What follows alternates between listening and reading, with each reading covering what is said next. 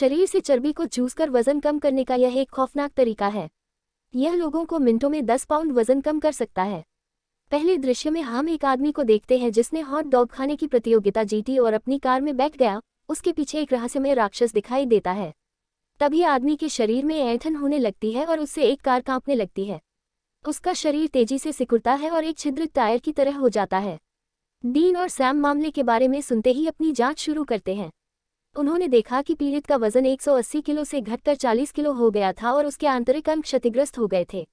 अगले दिन ऐसा ही मामला होता है। व्यायाम करते समय यह महिला पीछे से दस्तक देती है तो उसका वजन तेजी से कम होने लगता है। उसके शरीर की चर्बी जल्दी चूस जाती है और फिर वह मर जाती है।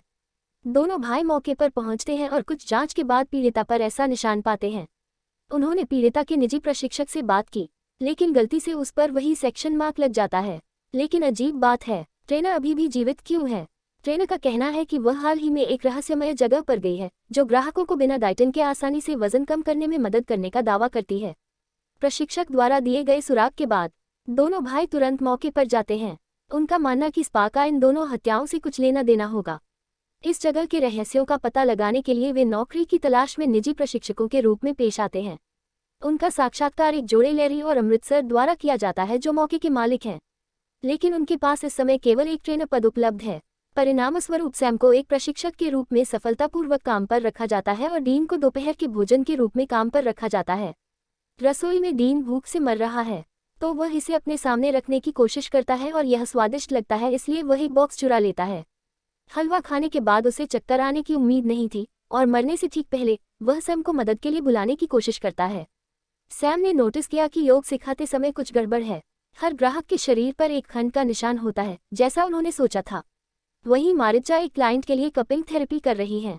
वो क्लाइंट को बताती है कि यह चीन की एक पारंपरिक तकनीक है जो न केवल शरीर से विषाक्त पदार्थों को खत्म करती है बल्कि वजन कम करने में भी मदद करती है।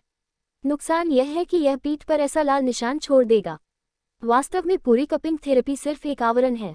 सक्शन मार्क वास्तव में उसके चूसने के कारण होता है। योग कक्षा के बाद स्थानीय शेरिफ मैरी से टकराती है जिसने अभी चिकित्सा समाप्त की है। उनकी बातचीत के माध्यम से लैरी को सैम की असली पहचान पर संदेह होने लगता है। बाद में सैम रसोई में जाता है और डीन को आलू के ढेर के बगल में बेहोश पाता है। जाहिर तौर पर हलवा नशा कर चुका है। सैम शेफ को ढूंढता है जिसने पुडिंग बनाया और उससे पूछताछ की। उससे पूछा कि उसने ऐसा क्यों किया, लेकिन महाराज को कुछ पता नहीं लग रहा है। यह पता चला है कि प्रत्येक ग्राहक को चिकित्सा काटने से पहले डालने की पेशकश की जाएगी और जहाज केवल मैरिजा और लैरी के अनुरोध के अनुसार निर्दिष्ट पूरक जोड़ता है। वर्तमान स्थिति के अनुसार भाइयों को यकीन है कि यह जोड़ी पिछली 2 हत्याओं से संबंधित है। इस बीच दंपति ने दोनों भाइयों की असली पहचान का पता लगा लिया है। इस बिंदु पर वे अच्छी तरह जानते हैं कि उनके लिए बचना लगभग असंभव है और सबूतों को नष्ट करना अधिक उचित तरीका है। मैरिजा फ्रिज से चर्बी निकालने और उसे डंप करने के लिए दौड़ती है, लेकिन उसे लगता है कि यह इतना बेकार है इसलिए वह इसे खा भी सकती है। जैसे ही वह वसा का आनंद लेने वाली होती है, डीन उसके पीछे आ जाता है। वो सब कुछ देखता है और फिर उसे कुर्सी से बांध देता है। मोरित्स ने इनकार किया कि वह एक हत्यारा है और कह रही है कि वह सिर्फ एक पिस्टेको है। वसा चूसकर वह लोगों को अपना वजन कम करने में मदद कर सकती है और उसी समय खुद को खिला सकती है, जो एक जीत की स्थिति है। उसने दावा किया कि उसने किसी को चोट नहीं पहुंचाई है। फिर 2 हत्याओं के लिए कौन जिम्मेदार है? यह उसका भाई लांसो निकला जो अक्सर अपनी भूख को नियंत्रित नहीं कर सकता। दंपति सालों से जगह बनाने के लिए काम कर रहे हैं और वे नहीं चाहते कि अलोसो की वजह से यह बर्बाद हो जाए। लैरी अलोसो को आग लगाने का फैसला करता है और वह अलोसो को पैकअप करने और तुरंत छोड़ने के लिए कहता है। फिलहाल सैम वहां से गुजरता है और उसे किचन से चीखें सुनाई देती हैं। वह अंदर जाता है और पाता है कि लैरी को अलोसो ने मार दिया है। जब मारिजा को पता चला कि उसके पति को उसके भाई ने मार डाला है, वह आंसू में टूट जाती है। वर्षों से यह जोड़ा मनुष्यों के साथ सामंजस्य बिठाने में सक्षम रहा है, क्योंकि उन्होंने हमेशा एक सिद्धांत का पालन किया है और वह है खाने के लिए पर्याप्त खाना। इसके विपरीत उसका भाई अलोसो एक लापरवाह आदमी है जिसने एक बार एक चिकित्सा सत्र के दौरान एक ग्राहक को लगभग मार डाला क्योंकि वह बहुत अधिक मोटा था।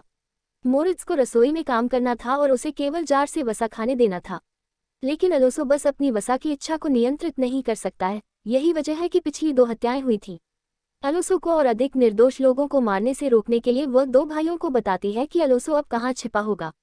भाई अपने चाकू और फ्लैशलाइट को तहखाने में ले जाते हैं और वे खोज के लिए अलग होने का फैसला करते हैं। पर्यावरण से अपरिचित सैम पर पीछे से हमला किया जाता है।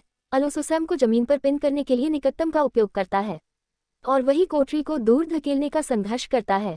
सैम चाकू लेने के लिए दौड़ता है, लेकिन वह अभी भी अलोसो के लिए कोई मुकाबला नहीं है और फिर से मैदान पर नहीं है।